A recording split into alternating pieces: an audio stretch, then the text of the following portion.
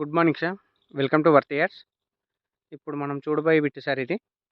Total వచ్చేసి మనకు 20 గుంటలు సార్ ఇది. ఈ కొబ్బరి చెట్ల నుంచి ముందుకు సార్ ఇది కంప్లీట్ స్క్వేర్ బిట్ ఇది.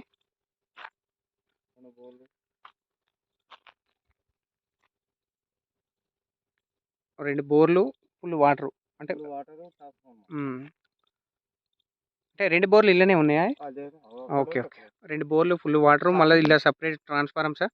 ఈ సైట్కి ముందు మొత్తం మ్యాంగో గార్డెన్ సార్. కనబడేది మొత్తం టేక్ చెట్లు ముందు నుంచి మొత్తం చూసుకుంటే ఇది టోటల్గా సైట్కి ముందు బాగా మొత్తం మామిడి తోట సార్. గెస్ట్ హౌస్ హైదరాబాద్ వాళ్ళది. ఆ గెస్ట్ హౌస్ కానుకొని ఇది ఎగ్జాక్ట్ ఆ గెస్ట్ హౌస్కి బ్యాక్ సైడ్ వస్తుంది సార్. ఇది 20 గుంటలు, రెండు దెయ్యాలు సార్. టోటల్గా వచ్చేసి రెండు దెయ్యాలు సార్. ఇది కనిపించే బిట్ అంతా ఇది ప్యూర్ రెడ్ సాయిల్ సార్. ఇది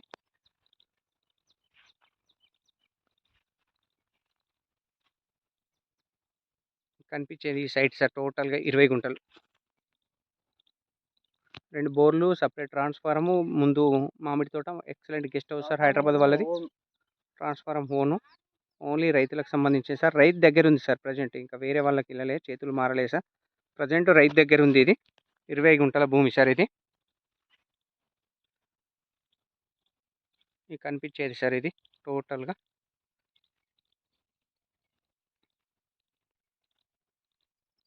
మనకు టోటల్ గౌరవరం నుంచి 10 కిలోమీటర్లు వస్తుంది సార్. హైదరాబాద్ హైవే రాజీవ్ రహదారి నుంచి.